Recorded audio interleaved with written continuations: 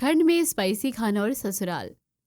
स्मृति बहुत ही गरीब परिवार से थी और आज भी जब उसकी माँ की तबीयत खराब थी तो स्मृति रसोई में खाना बना रही होती है। तभी काजल रसोई में आती है और कहती है, तू कितना काम करेगी? अभी अभी तू ऑफिस से आई है और फिर मेरे लिए खाना बनाने लग गई। तू कितना काम करती है और घर का भी कितने अच्छे से ख्याल रखती है। तेरी शादी हो जाएगी, तू चली जाएगी तो मेरा क्या होगा? माँ, ऐसी बातें मत करो। मैं आपको छोड़कर कहीं नहीं जाने वाली और अगर मैं शादी करके जाऊंगी तो आपको अपने साथ लेकर जाऊंगी। ऐसी पागलों वाली बात मत कर स्मृति।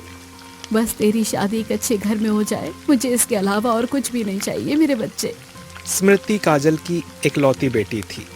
काजल की अपने पति से शादी के बाद जैसे ही वो गर्भवती हुई तो उसके कुछ महीने के बाद ही उसके पति का देहांत हो गया था।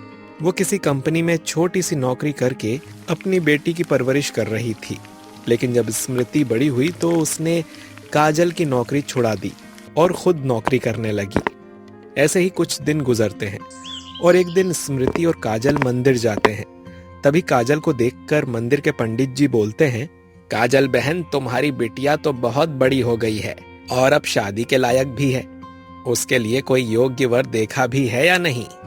बस पंडित जी, इसी काम में लगी हुई हूँ। जल्दी से कोई मिल जाए तो मैं शादी करके अपने सारे फर्ज पूरे कर लूँ। आपकी नजर में कोई लड़का हो तो बताना। मेरी नजर में एक लड़का तो है। उस लड़के का नाम कपिल है।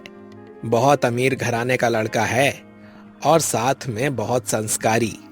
अपनी दादी के साथ अक्सर इस मंदिर में पूजा करने के लिए आता है। मैं जल्दी ही स्मृति बेटी की शादी की बात उनके लड़के से चलवाता हूँ। वो वहां पर बहुत खुश रहेगी। काजल ये बात सुनकर खुश हो जाती है क्योंकि वो चाहती थी कि जल्द से जल्द उसकी बेटी स्मृति की शादी हो जाए और वो इस फर्ज से मुक्त हो जाए। कुछ ही दिनों में कपिल अपने परिवार वालों के साथ स्मृति को देखने आता है और कपिल की माँ कहती है, देखिए, हमें तो आपकी बेटी बहुत ही पसंद है। अगर आप लोगों को कोई एतबार ना हो तो हम जल्द से जल्द शादी करना चाहते हैं ताकि आपकी बेटी हमारे घर की बहू बनकर आ जाए। हमें भी शादी से कोई एतराज नहीं है, लेकिन हम आपको ज्यादा दहेज नहीं दे पाएंगे। मैंने अकेली ही अपनी बेटी की परवरिश की है। आप अपने घर की बेटी हमें दे रहे हैं, उससे बड़ी दौलत क्या ही हो सकती है। बस हम ये चाहते हैं कि बहू को रसोई का काम बहुत अच्छे से आता हो, क्योंकि हमारे घर में नौकर तो है लेकिन हम नौकरों के हाथों का खाना नहीं खाते हैं। और अगर बहू को कुछ बनाना नहीं आता तो आप सिखा देना। सुनंदा की सोच और विचार सुनकर काजल भी बहुत खुश हो जाती है। वो संतुष्ट है कि उसे एक ऐसा घर मिल गया है जहां उसकी बेटी खुश रहेगी। कुछ दिनों में स्मृति और कपिल की शादी हो जाती है और स्मृति अपने ससुराल चली जाती है। अगले दिन उसकी पहली रसोई की रस्म थी। वो रसोई में जाती है। बाहर बहुत ज्यादा ठंड पड़ रही थी। उसने शॉल लिया हुआ था और वो कहती है, आज मुझे अपने परिवार वालों के लिए कुछ ऐसा खाना बनाना होगा जिसे खाकर सब खुश हो जाए। एक काम करती हूँ, माँ के लिए मैं जो सब्जी बनाती हूँ वही बना लेती हूँ। वही इन लोगों को भी बहुत पसंद आएगी और साथ में मसाले वाली रोटियां बना दूंगी। वो खुशी खुशी अपने ससुराल वालों के लिए खाना बनाकर तैयार करती है और उसके बाद टेबल पर लगा देती है। जैसे ही उसके ससुराल वाले खाना खाने के लिए आते हैं, उसकी ननंद सब्जी का एक निवाला खाते ही बोलती है, भाभी, आपने खाना कैसे बनाया? ऐसा लग रहा है जैसे बीमार वाला खाना हो। सर्दियों में भी कोई ऐसा खाना खाता है क्या? सर्दियों में तो गर्मा गर्म मसालेदार खाना अच्छा लगता है। मैं एक बार अस्पताल में एडमिट हुई थी, तब भी मैंने ऐसा खाना नहीं खाया था। और आप चाहते हैं कि मेरे घर में नई भाभी आई और मैं ऐसा खाना खाऊंगी? नहीं, ऐसा नहीं हो सकता। सारिका, बेकार में क्यों अपनी भाभी के खाने की बुराई कर रही है? इतना बुरा थोड़ी ना बना होगा। रुक जा, मैं अभी खाकर बताती हूँ।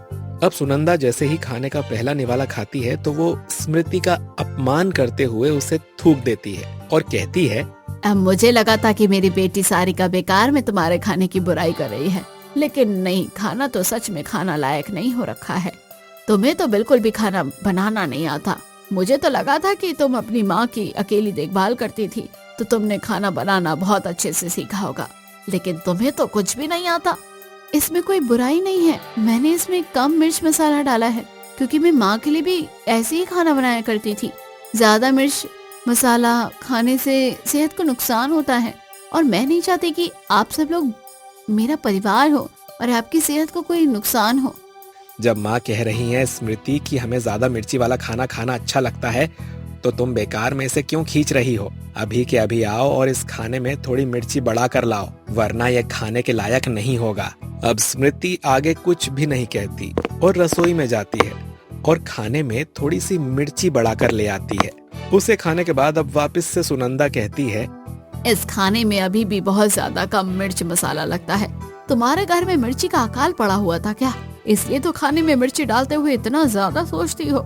स्मृति चुप हो जाती है और आगे कुछ भी नहीं बोलती है। और अगले दिन जब वो फिर से खाना बनाने के लिए रसोई में जाती है तो खुद से कहती है, आज सब लोगों के लिए दाल और पराठे बना देती हूँ। आलू के पराठे खाकर सब खुश हो जाएंगे। स्मृति सबके लिए दाल और आलू के पराठे सुबह नाश्ते में बना देती है और सब लोगों के लिए परोस देती है। लेकिन जैसे ही स्मृति का ससुर एक निवाला खाता है तो कहता है, स्मृति बहू, सच में इस दाल में भी बिल्कुल भी मिर्ची नहीं है और आलू के पराठे ऐसा लग रहा है तुमने उबले हुए आलू डालकर बना दिया है। अगर मेरे छोटे बेटे प्रतीक की पत्नी भी ऐसी ही आ गई तब तो हम लोगों को खाना पीना छोड़कर व्रत रखना पड़ेगा। पापा, आप बिल्कुल भी चिंता मत कीजिए। मैंने जिस लड़की वैशाली को अपने लिए पसंद करके रखा हुआ है वो तो पंजाबी है और वो तो मिर्च मसाला बहुत पसंद करती है। भाभी जैसी दिक्कत नहीं आएगी उसके साथ।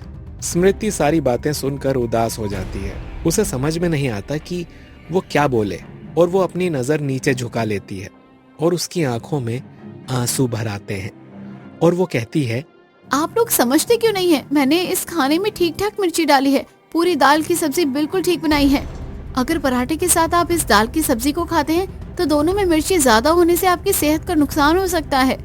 सच में हमने सोचा था कि गरीब घर की लड़की लेकर आएंगे तो उस लड़की का भविष्य बन जाएगा और हमें भी पुण्य मिलेगा, लेकिन हमने तो इस जैसी लड़की से अपने बेटे की शादी करवाकर बहुत बड़ी गलती कर दी है। रसोई में जाकर सुनंदा अपने लिए दोबारा से खाना बनाती है और उसके सारे ससुराल वाले सुनंदा का बनाया हुआ खाना ही खाते हैं। ये सब देखकर स्मृति को बहुत बुरा लगता है। ऐसे ही कुछ दिन गुजर रहे थे। एक दिन सुनंदा स्मृति के पास जाकर उसके कमरे में उससे कहती है, सुन बहू, तुझे देखने के लिए मेरा बेटा और उसकी पत्नी आ रहे हैं। वो शादी में नहीं आ पाए थे क्योंकि उनके खुद के बेटे की शादी थी, इसलिए अब खाना अच्छा बनाना और उसमें मिर्ची अच्छे से भर भर कर डालना, क्योंकि वो हमारी तरह खानदानी हैं। वो फीका खाना बिल्कुल भी पसंद नहीं करते हैं। ये फीका खाना तेरी माँ और तुझे ही शोभा देता है और हमारे जैसे खानदानी लोगों को नहीं। स्मृति ये बात सुनकर उदास हो जाती है और उसके बाद कहती है, माँ जी, आप बिल्कुल भी उदास मत होइए। मैं पूरी कोशिश करूंगी कि ज्यादा मिर्ची वाला खाना बनाऊं जो आप लोगों को पसंद आएगा और मेहमानों को भी। सुनंदा ये बात सुनने के बाद में वहाँ से चली जाती है और अगले दिन उसके घर में मेहमान आ जाते हैं। अब स्मृति अपने हिसाब से खाना बनाती है और उसमें वो ठीक ठाक सी मिर्ची डालती है। अब वो खाना मेहमानों को परोस देती है। जैसे ही सुनंदा उस खाने को खाती है तो कहती है, बहू, तुझे एक बार में समझ नहीं आता। मैंने तुझे बोला था कि खाने में मिर्ची अच्छे से डालना, लेकिन तू मेरी बात सुनकर राजी ही नहीं है। लगता है तू चाहती है कि तेरी बीमार माँ से हम तेरी शिकायत कर दे। दीदी, आप बेकार में बहू पर गुस्सा कर रही हैं। खाने में तो मिर्च मसाला बिल्कुल ठीक है और ना ही ज्यादा ना कम, बिल्कुल एक्यूरेट है। क्या सच में मामा जी आपको इस खाने में मिर्ची बिल्कुल ठीक लग रही है? हम लोगों को तो बहुत ज्यादा कम लग रही है। ऐसा काम करो स्मृति, तुम हमारे लिए मिर्च का डब्बा लेकर आ जाओ। हम ऊपर से मिर्ची छिड़क कर खा लेंगे, क्योंकि ऐसे तो हम ये नहीं खा पाएंगे। अब स्मृति रसोई में जाती है और मिर्ची का डब्बा लेकर आ जाती है और मेहमान भी देखकर हैरान हो जाते हैं कि स्मृति के ससुराल वाले मिर्च का डब्बा खोलकर सब्जी में बहुत सारी मिर्ची छिड़कते हैं और उसके बाद उसे खाने लगते हैं। मेहमान भी खाना खाने के बाद वहां से चले जाते हैं और स्मृति रसोई में जाने के बाद खुद से कहती है, मेरे ससुराल वालों ने तो हद ही कर दी है। इन्हें जितना भी समझा लो कुछ समझ में नहीं आता है। न जाने ये लोग इतनी मिर्ची क्यों खाते हैं। मैं नहीं चाहती जैसे मेरी माँ बीमार रहती है वैसे इन लोगों का भी यही हाल हो, लेकिन बार बार इन्हें समझाना कुत्ते की पूंछ को सीधा करने जैसा है। मुझे कोई रास्ता निकालना होगा ताकि मेरे ससुराल वाले अगर ऐसे ही मिर्ची खाते रहे तो मेरी माँ की तरह बीमार हो जाएंगे। स्मृति ये बोलती है और उसके बाद अगले दिन अपने ससुराल वालों के लिए सुबह सुबह समोसे बनाती है और समोसे में जानबूझकर ज्यादा मिर्च डाल देती है ताकि उसके घर वालों को मिर्ची लगे। अगले दिन सुनंदा जैसे ही वो समोसे खाती है तो कहती है, अच्छा बहू, तेरी अक्ल ठिकाने आ गई और तुझे समझ में आ गया कि हमें मिर्ची ज्यादा पसंद है और तुझे हर सब्जी में अच्छी खासी मिर्ची डालनी चाहिए। इन समोसे में तूने बहुत अच्छी मिर्ची डाली है। अब मजा आया ना समोसे खाकर? हाँ भाभी, इतनी ही मिर्ची अच्छी लगती है हमको। अगर कम मिर्ची हो तो खाना खाने में मजा नहीं आता। आप बिल्कुल भी चिंता मत कीजिए, हमारे घर में आधे से ज्यादा बिल मिर्ची का ही आता है। पूरे परिवार वालों को समोसे बहुत अच्छे लग रहे थे। स्मृति ने सोचा था कि उन्हें समोसे बुरे लगेंगे, लेकिन सब लोग बड़े मजे से समोसे खा रहे होते हैं। अब स्मृति भी परेशान होकर हर सब्जी में ज्यादा मिर्ची डाल देती है, और अगर कभी वो मिर्ची कम डाला करती तो उसके ससुराल वाले मिर्ची का डब्बा मांगकर ऊपर से मिर्ची छिड़क लिया करते। ऐसे ही एक दिन रात के 11 बजे सुनंदा हॉल में चक्कर काट रही थी। तभी वहां पर स्मृति आती है और अपनी सास को परेशान होता हुआ देखकर कहती है, क्या बात है माँ जी, आप इस तरह से हॉल के चक्कर क्यों काट रही हैं? अगर इतनी ठंड में आप इस तरह से हॉल में घूमेंगी तो आपकी तबीयत खराब हो जाएगी। अब बहू, मुझे लगता है मुझे गैस हो गई है। शायद मैंने आज कुछ ज्यादा ही खाना खा लिया होगा, इस वजह से मुझे दिक्कत हो रही है। वरना आज से पहले तो ऐसा कभी भी नहीं हुआ है। अब मैं भी माँ जी को जितना भी समझाने की कोशिश कर लूं, ये सब कुछ उन्हें ज्यादा मिर्ची खाने की वजह से हो रहा है। ये तो मानेगी नहीं। इससे अच्छा है कि मैं इनसे किसी भी तरह की बहस ना करूं और इन्हें गैस के लिए कोई गोली दे दूं और सो जाऊं। वैसे भी ठंड बहुत ज्यादा है, अगर मैं यहाँ रहूंगी तो मेरी भी तबीयत खराब हो जाएगी। स्मृति अब अपनी सास को गैस की गोली देती है और वहां से चली जाती है। अब ऐसे ही अगले दिन वो देखती है कि बिस्तर पर लेटा हुआ कपिल बार बार गैस छोड़ रहा था। इस बात से वो परेशान हो जाती है और अपने पति कपिल से कहती है, कपिल, तुमने देखा भी है तुम कितनी ज्यादा गैस छोड़ रहे हो। मुझे इससे दिक्कत नहीं है, मैं एडजस्ट कर लूंगी, लेकिन कल को अगर ऑफिस में भी तुम्हें यही परेशानी होगी ना तो क्या करोगे? मैंने तुम्हें बोला है ना कि मिर्च वाला खाना कम खाया करो, लेकिन तुम तो मेरी बात सुनते ही नहीं हो। यार, हमारे पूरे खानदान में सब लोग ज्यादा मिर्ची खाते हैं। अब अचानक से मैं गैस छोड़ना बंद तो नहीं कर सकता ना। और वैसे भी हम ज्यादा मिर्ची नहीं खाते, तुम कम मिर्ची खाती हो क्योंकि तुम्हारी मम्मी बीमार रहती थी, इसीलिए तुम्हें कम मिर्ची खाने की आदत है। मैं जानती हूँ कपिल कि मेरी मम्मी की वजह से मुझे कम मिर्ची खाने की आदत है, लेकिन इसमें बुराई क्या है? लेकिन ज्यादा मिर्ची खाने से आप लोगों को बहुत सारी बीमारियां भी तो हो सकती है। माँ जी कल बहुत ज्यादा परेशान थी और आप भी बहुत ज्यादा परेशान हैं। मैं एक काम करती हूँ, कल डॉक्टर को बुला लेती हूँ। वो सब लोगों का एक रूटीन चेकअप करेगा तो बता देगा किसको क्या परेशानी है। वैसे भी रूटीन चेकअप कराना तो अच्छा होता है, और हमारे घर वालों ने हमारी शादी को 6 महीने हो गए हैं, 6 महीने से कोई भी चेकअप नहीं करवाया, तो एक बार चेकअप करवाने में कोई बुराई भी नहीं है। कपिल और स्मृति अब सो जाते हैं और अगले दिन स्मृति सब लोगों के चेकअप के लिए डॉक्टर को घर बुला लेती है, जो कि उनका फैमिली डॉक्टर था। डॉक्टर सब लोगों का चेकअप करता है और कहता है, देखिए, आप लोग बहुत ज्यादा मिर्ची खा रहे हैं, इस वजह से आपको इतनी ज्यादा परेशानी हो रही है। ज्यादा मिर्ची खाना भी बिल्कुल ठीक नहीं होता, वो आपकी स्किन पर रिएक्शन देता है, आपके लीवर पर भी इसका फर्क पड़ता है, और साथ ही आपको कई तरह की बीमारियां भी हो सकती हैं। पाइल्स जैसी समस्या भी ज्यादा मिर्ची खाने की वजह से ही होती है। डॉक्टर साहब, मैंने इन लोगों को ये बात कई बार समझाने की कोशिश की है, लेकिन ये लोग तो मेरी एक भी बात मानकर राजी नहीं हैं। अब मैं तो परेशान हो गई हूँ इन लोगों को समझाते समझाते। अगर मैं सब्जी में कम मिर्ची डालती हूँ तो ये मिर्ची का डब्बा उठाकर सब्जी में ऊपर से मिर्ची छिड़क देते हैं, जैसे कि नमक छिड़का जाता है, और कच्ची मिर्ची तो और भी ज्यादा नुकसान करती है। देखिए, आप लोगों को समझने की जरूरत है। कच्ची मिर्ची तो नुकसान करती ही है, और साथ ही आजकल बाजार में बहुत ज्यादा रेडीमेड मिर्ची मिल रही है जिनमें मिलावट होती है। इसीलिए मैं तो आप लोगों को यही बोलूंगा कि इन सब चीजों को अवॉइड कीजिए अगर अपनी सेहत का ध्यान रखना है तो। और खासकर सुनंदा जी, आपके शरीर में जितने भी बदलाव हो रहे हैं, आप जितनी भी परेशानी में हैं, वो सब कुछ इसी वजह से है कि आप बहुत ज्यादा मिर्ची खाती हैं। डॉक्टर उन लोगों को दवाई देकर चला जाता है। इसके बाद स्मृति समझ जाती है कि उसे अपने परिवार का ख्याल खुद ही रखना होगा, भले ही इसके बदले उसके ससुराल वाले उससे कितने भी नाराज क्यों ना हो जाएं। सबसे पहले वो सारी मिर्ची के डब्बे निकालकर उसमें से मिर्ची निकालकर कूड़ेदान में फेंक देती है। तभी उसकी ननंद सारिका रसोई में पानी पीने के लिए आई थी। वो कहती है, भाभी, आप ये क्या कर रही हो? डॉक्टर ने हमें कम मिर्ची खाने के लिए कहा है, लेकिन ये नहीं बोला कि मिर्ची नहीं खा सकते। आप ये सारी मिर्ची क्यों फेंक रही हैं? नाना जी, आपको बिल्कुल भी चिंता करने की जरूरत नहीं है। भले ही मैं ये मिर्ची फेंक रही हूँ, लेकिन मैंने सोच लिया है कि अब आप लोगों को मिर्ची कैसे खिलानी है। मैं बाजार से जाकर सूखी लाल मिर्च लेकर आऊंगी और उसके बाद घर में खुद उसे अपने हाथों से पीस लूंगी। वो बिल्कुल नेचुरल होगी और शरीर को कुछ नुकसान नहीं करेगी।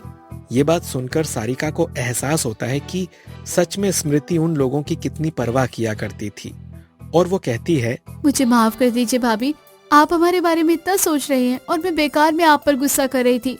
मुझसे बहुत बड़ी गलती हो गई है। मैं भी आपकी मिर्ची पीसने में मदद करती हूँ। अब सारिका और स्मृति जाकर बाजार से सूखी हुई लाल मिर्च लेकर आते हैं, जिसके बाद दोनों अपने मुंह पर चुन्नी बांधकर उस मिर्ची को पीस देते हैं और अब स्मृति वही लाल मिर्च सब्जी में इस्तेमाल किया करती। अगले दिन स्मृति वही लाल मिर्च डालकर सब्जी बनाती है और सब लोगों के लिए आलू की सब्जी और रोटी बनाकर रख देती है। जैसे ही सुनंदा वो सब्जी खाती है तो कहती है, अरे स्मृति बहू, डॉक्टर तो पागल है, कुछ भी कहता है। मेरी तबीयत थोड़ी सी खराब हो गई थी लेकिन अब बिल्कुल ठीक है। तो मुझे मिर्च का डब्बा ला कर दे दे, मैं ऊपर से मिर्च डालकर इसमें खा लूंगी।